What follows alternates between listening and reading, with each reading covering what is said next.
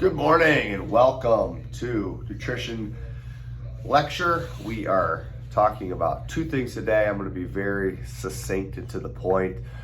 We have a quantity game that we need to play and we have a quality game that we need to play. The emphasis, especially at the beginning, is going to be getting the quantity dialed in correctly. We can always adjust the quality of the food, the style of the food, the volume of the food. All of these things are more nuanced and different layers to the game. But in the initial piece, in order to have success in this food game long term, you have to understand how much fuel your body needs to thrive.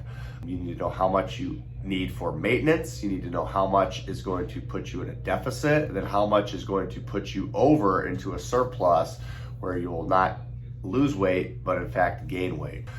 The tool that we'll be using right behind me, the InBody 570, is going to give you a printout. I'm going to hold up an example of one sheet so that you can see your numbers.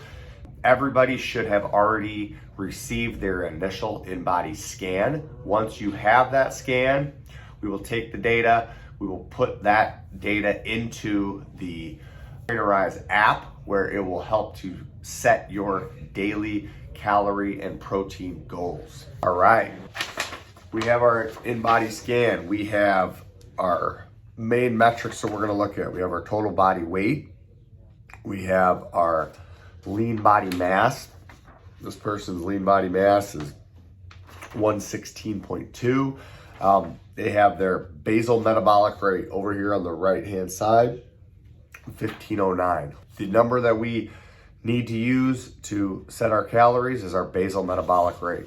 We're going to start everyone with a 150 to 200 calorie increase. You could even use 250. It depends on how active you are. You have to know yourself. This is where our coaches can be of help to you, but your initial first setting of your calories is to try to figure out what the appropriate amount is for you to feel good and make sure that your metabolism is working correctly. So in order to do that, we need to be eating enough calories and enough protein to support our activity level. Once we've established that, we might start burning fat right away. If we're not super active, then that may kind of keep us plateaued. We may not actually burn stored fat. We may just maintain. We may actually gain a little bit of weight if we've been under eating our protein and our calories. Then we might actually increase our lean body mass a little bit before we start to lose. This first phase is super important. Do not think that you need to jump right in and lose 10 pounds the first week. Oftentimes when people start a crash diet, they will lose initial water weight, muscle glycogen, even muscle tissue. They go into a drastic calorie deficit. Depending on where you're at in the spectrum and how much you've been eating, then it's going to determine what happens first. But in order to get everybody on a level playing field and make sure that we are all following the process, I want everybody to start with about a 200 calorie over your basal metabolic rate, and your protein intake number is going to be correlated with the minimum equal to your lean body mass. For this person, 116 would be their lean body mass. The weight on this person is 167, but it says that they have about 16 pounds of fat to lose. That would put their ideal weight closer to 150. So that gives them the range from 116, or I'll round up to 120. You have 120 grams of protein. It can go all the way up to the ideal body weight of 150. That gives you a little bit of a window to shoot for your protein. We have our calorie number set from the basal metabolic rate on the right-hand side, plus the 200. And we have our protein intake number set for the lean body mass or the ideal body weight of that window. That's going to be your metrics that are going to matter from the numbers perspective, and that's going to allow you to make sure that you're fueled properly. It's really that simple. Our game is to hit within 20% of those as we are getting used to tracking. You have to track your food and make sure that you're inputting that into the system in order to get your points for the challenge. We're giving you a 20% window, meaning you can be over by 20% or under by 20% and still get the credit, but you have to enter it into the system in order to receive the credit. All right, let us talk about the quality of the food. You guys have all seen this beautiful color-coded cheat sheet.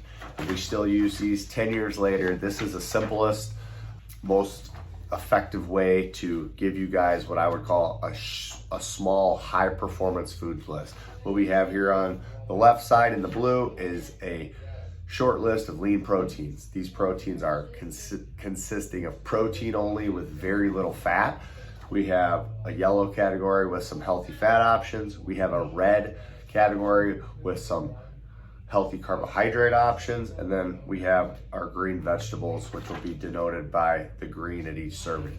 When we talk about the quality of food, we want to have food from as free-range, grass-fed, natural, organic, as sourced as possible. I look at it like a spectrum, and you're gonna go all the way to the other side where you're gonna be as processed as from a box, from a factory farm, and that would be the worst case scenario. There's no right or wrong. The more you can lean towards the healthier version of any kind of meat, the more grass-fed, the more organic, the better you're gonna feel, the more the cost is gonna increase.